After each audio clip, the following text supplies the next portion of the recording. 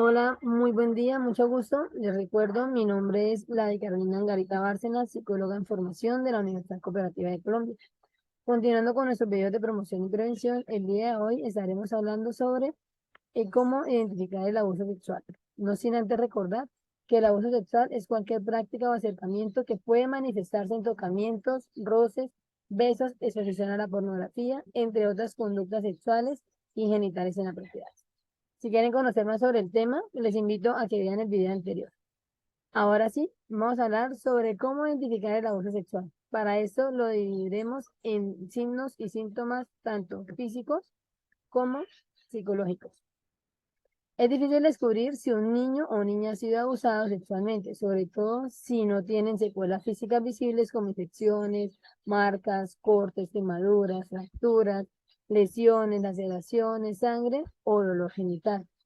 Además, en ocasiones, las marcas no tienen que ver con lo que el agresor le realice esas heridas, sino que el propio niño puede llegar a autolesionarse como un método de salida al dolor que siente. Sin embargo, hay signos que de forma indirecta pueden dar pistas para que empecemos a sospechar que un niño está siendo abusado sexualmente. Es importante identificar las señales del abuso sexual y conductas abusivas para que el abuso se pueda detener lo antes posible o antes de que alguien resulte perjudicado.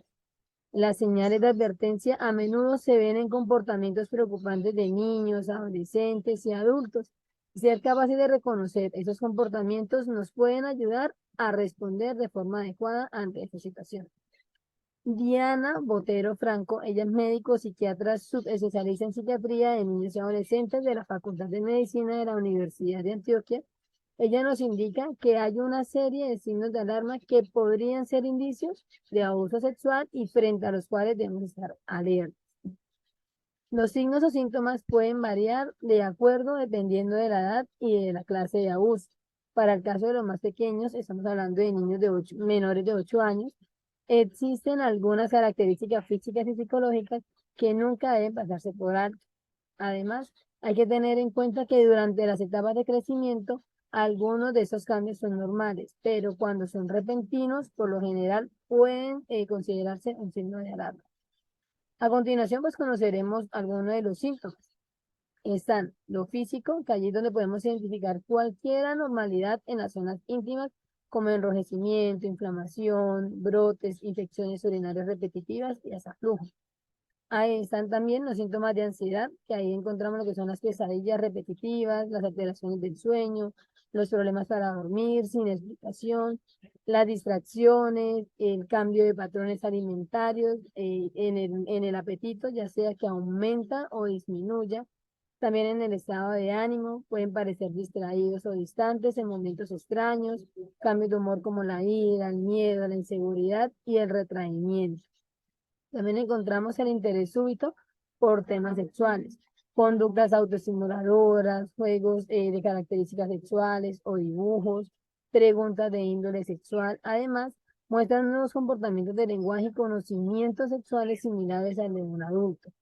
También se encuentran lo que son los temores o nuevos temores, miedo a estar en lugares o con personas que antes no presentaba ese miedo, ¿no? No querer quedarse con algún adulto cuidador.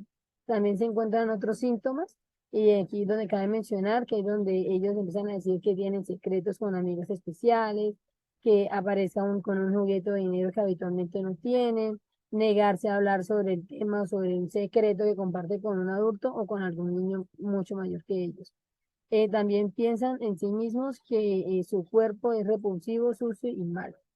Ya en cuanto a la adolescencia, eh, que son víctimas del abuso sexual, según la especialista, puede presentar episodios de depresión, hablar de muerte o suicidio y autolesionarse.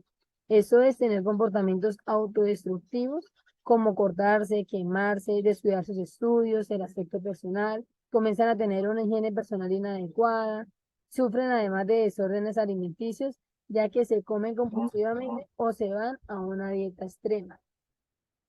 También tienen el abuso del licor, de las sustancias psicoactivas, la promiscuidad y temores repentinos como a quedarse solos con alguien o con en algún lugar en específico.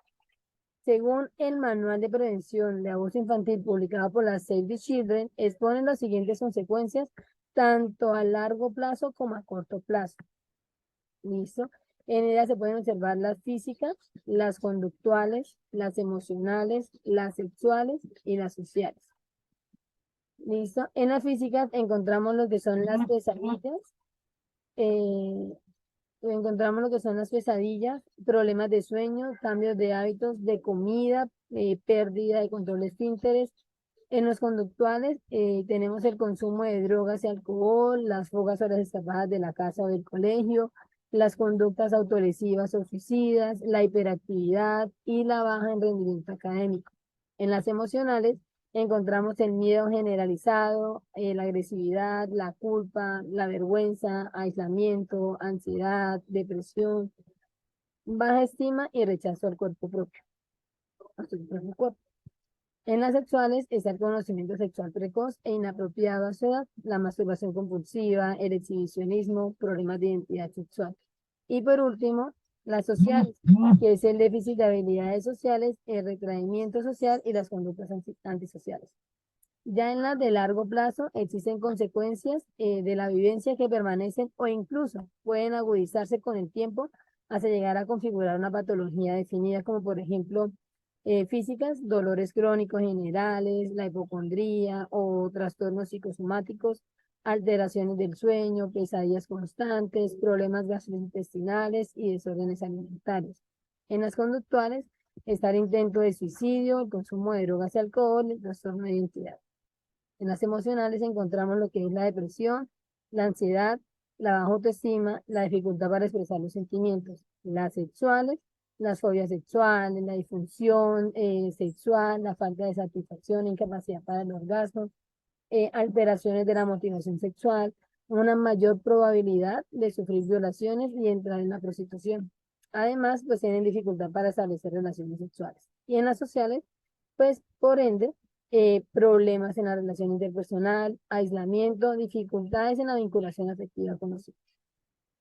Ya para ir finalizando, podemos comenzar con la observación y tener en cuenta las siguientes, como los siguientes tips o consejos. Que primero es el conocimiento, comportamiento y uso del lenguaje sexual que no corresponden a su edad. Se observa que el niño habla y da detalles concretos sexuales, tiene una actitud sexual con sus juguetes o se dirige a los demás de forma sexual, es importante que indague sobre el tema. El segundo es el estado de ánimo y comportamiento alterado. Si ve que el niño es poco afectuoso, no quiere que le toquen, que está inquieto, está irritable, nervioso, triste o llora desconsoladamente o continuamente, incluso a veces hay niños que vuelven a tener comportamientos o regresiones que ya habían superado, como por ejemplo orinarse de nuevo en la cama o tener actitudes infantiles. ¿Listo? La tercera es la alteración del sueño. Es muy habitual que los niños que sufran de abuso se encuentren cansados porque no duermen bien o tienen frecuentes pesadillas. La cuarta son los cambios en higiene. Los niños o las personas que han sufrido ese tipo de abusos empiezan a tener una excesiva falta de higiene. Eso sucede debido al estrés o la culpa que sienten ante las situaciones. Hay niños que sienten vergüenza y tratan de proteger para que no les vean desnudos y no puedan encontrarle las lesiones o los hematomas que posiblemente puedan tener. Quinta, alteraciones en alimentación. Da igual si ocurre con la higiene. Algunos niños cambian su alimentación, por ejemplo, hay quienes se niegan a comer debido a la situación estresante que están viviendo. Por último, el bajo rendimiento académico. La capacidad de concentración va a disminuir y con ello pues es habitual que sus notas empiecen a descender y que deje obviamente de tener interés por sus estudios, incluso hasta dejar de asistir al colegio. Ya para cerrar, ¿qué pasa si no estoy seguro de que se trata de un abuso? Entonces debemos tener presente que no debemos enfrentar eso solos o esta situación sola. El abuso sexual se logra o logra su cometido cuando se queda aislado, cuando no se habla de él. Encontrar a alguien de confianza con quien se puede hablar, buscar los recursos disponibles para educarnos sobre el abuso es supremamente importante. En cuanto a qué aprender, pues le dejaré unos tips breves a continuación para que los tengan en cuenta. Primero, conozcan las señales de advertencia. Depende de los adultos que estén atentos a reconocer las señales y saber qué indicadores de abuso sexual muestran los niños y adolescentes. Segundo, siéntese cómodo para poder hablar de eso sin señalamiento y juzgamiento. A menudo los niños y los adolescentes no revelan lo que está pasando en la primera conversación.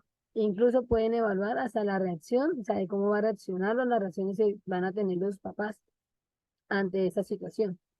Entonces, ya cuando él vea que pudo ver, que puede tener la confianza para revelarlo, entonces lo va a decir. Hay que tener en cuenta que a veces la víctima de abuso puede tomar días, meses, semanas o incluso años para poder revelar lo sucedido. Y ya por último, pues comprender el desarrollo sexual saludable, que también es útil comprender cómo es su desarrollo sexual normal. Es bueno saber que eso es saludable y en los rangos de edad para que puedan saber cuándo es preocupante y cuándo se debe pedir ayuda y cuándo es normal.